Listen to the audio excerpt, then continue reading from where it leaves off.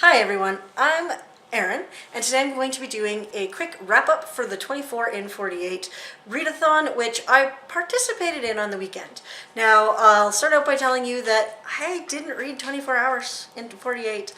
Some other things came up, and I just didn't fit it all in. I will say that on the first day, I was probably close to 13 or 14 hours reading on the first day, which means I was able to finish my first book choice, which was Gail Bowen's Murder at the Mendel. This is the second book in this series, which is the Joanne Kilbourne series. This series is set in Saskatchewan. So I'm from Saskatchewan, and this book itself is set in the city very close to where I grew up. It was the city where we went to if we wanted to do any shopping, see any shows, really anything like that. We went to Saskatoon, which is where the Mendel Art Gallery is. Now, this mystery is a short mystery. It's like 200 and some-ish pages, and it's about an artist who has a show at the Mendel, and it is outrageous for 1997 Saskatoon. In fact, reading this book, I couldn't help but think, really? There was no way that would have ever ended up at the Mendel, but maybe it would have, who knows? Anyway, her very provocative art ends up at the Mendel Art Gallery, and she is attacked for it. Pretty much the whole city hates her. Her ex-husband is the director at the Mendel Art Gallery, and he's also pretty well attacked for it, and there's just a lot of hate and anger. There's picketing every night that the exhibit is open, and yeah, that's kind of where the story starts. That's what the story is set in. That's the events around this story. Now, an artist is found dead. Another artist who is a friend of Sally, the main character, the main artist, who did the absolutely horrible, again, I'm not sitting in a seat, absolutely, despised pornographic art installation at the Mendel, is murdered, and Sally is actually considered the prime suspect for it. They really and truly believe that she did this, and more people are found dead throughout the book. We end up with, I think, 4 people dead. And so Joanne Kilbourne, who is our main character, spends a lot of time, as the sleuth, and it was fantastic. So, I mean, there was issues, right, with any kind of mystery, and as a book written in 1997 and 1991, as a book written in 1991. Yes, so it was written in 1991. It's dated, right? I mean, it talks about things in Saskatoon that don't exist anymore. It talks about the Silver Broom competition, which I believe is now the Briar. It's the men's curling championship. So it talks about things that just don't exist anymore, which, it happens in an older book. You have to expect that. I did find that at times she was willfully ignorant to what was going on around her, our main character. She seemed to want to ignore some of the clues that would have pointed her to the culprit a lot sooner than she actually figured it out, and a lot of people seemed to be trying to point her in the right direction, and she ignored it. So that was kind of annoying, but at the same time, I think that was pretty common back then in a mystery book. So I ended up giving it, I think, 4 out of 5 stars. Might have been 3 out of 5 stars, but there aren't a lot of books written in my home province, in an area that I am very familiar with from growing up. So I kind of gave it a bit of a buy for that one. So that was the first book I managed to finish. And then I carried on. I went, I'm done one book. It's time to read a second book. And I actually started this on Friday night. On Friday night, I went, hey, I'm going to do a try a chapter. I'm going to pick which books I'm going to read first. This one won because it was set in Saskatoon. And then this was my second book, Breakup by Dana Stabenow, which is a Kate Shugak mystery. And because the first chapter of this was absolutely fascinating. So Kate is an indigenous woman living in Alaska. And it is spring, which is called Breakup. And typically, apparently, things happen in Alaska during breakup. It's been a long winter. People are a little crazy. They're a little cabin feverish, and things happen.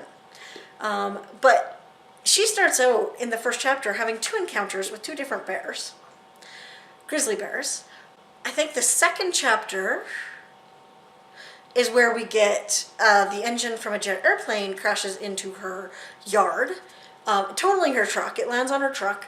And just like absolute mayhem in this book, which is a little different from other books that she's been involved in. So the previous books in this series kind of have her investigating a single event, a single murder, with some other stuff going on the side. But her grandmother used to take care of a lot of that other sideline stuff, and her grandmother died in the book I just read before this. So she's gone, and now a lot of people in the community are coming to Kate to get things resolved that her grandmother used to take care of.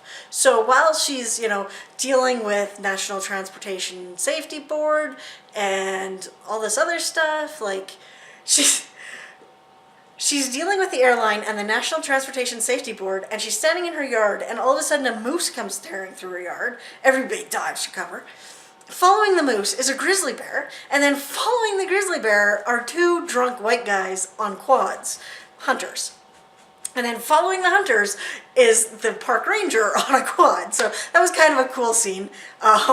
Just really entertaining. Like, shows a little bit more of the character and what it's like to live in an area like that. So the author herself lives in Alaska, so I can only assume that these kind of situations happen. And my husband actually said he worked on the Alaska Highway, and he has seen something similar to that, where, a moose runs by, and then all of a sudden you see some guy in his underwear chasing it with a gun going, woohoo, I get dinner, So I can actually see that happening.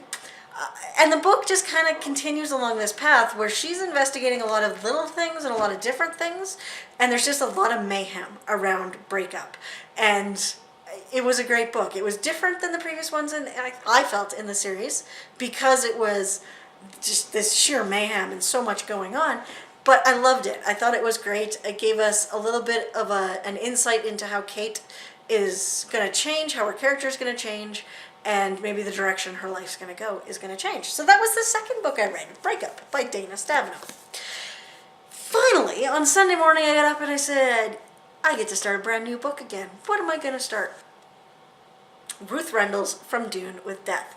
Now, this is the 50th anniversary edition of this book. So, and it was published in 2014. So this book is actually from 1964. And it does show its age, right? I mean, even in the back. So it starts out with a foreword by Ian Rankin, and it ends with an afterword by Ruth Rendell herself. And she talks about how this book would not be written in the present day. It couldn't be written in the present day because of the way our society has changed. And our society has become more accepting of certain things. And a lot of the things in this book that were outrageous aren't outrageous anymore. I don't want to give away any details, but there is an unexpected bit of diversity in this book, and it was a great introduction to Inspector Wexford, which at the end you find out she never meant him to be the star in a series. She meant for him to have a single book and she was going to move on, and instead she's ended up with this series, which, it's got a lot of books. It sounds like, the character that you start out with here, while he's kind of well described, she doesn't go into a lot of depth with him. His character will change and grow a bit and become something a little bit more soft than the hard-nosed detective that we have in this first book. So I liked it. I would recommend it if you like a bit of a historical fiction, historical mystery. Definitely more on the police procedural side, as it goes into a lot of details. Like you'll read sort of reports and read, it gets into some fairly hefty details, and then as a reader, and if you're trying to figure it out yourself, you're kind of going through it, trying to pick out what's critical information and what's just garbage that doesn't matter. So that was what I really enjoyed about this. I was completely surprised at the end. I kind of had a feeling. I had parts of it figured out, and then at the end, she pulled the rug out from under me, and I was like, what just happened? And I had to go back and read some of the clues, so that I was just like, but how did that? And I went back and I'd read some of the clues and, okay, yeah, that makes sense. And then you find out that some of the clues were not shared with the reader, which a lot of people think is unfair, but if they'd shared all those clues, there wouldn't have been a need for the ending. So, yeah.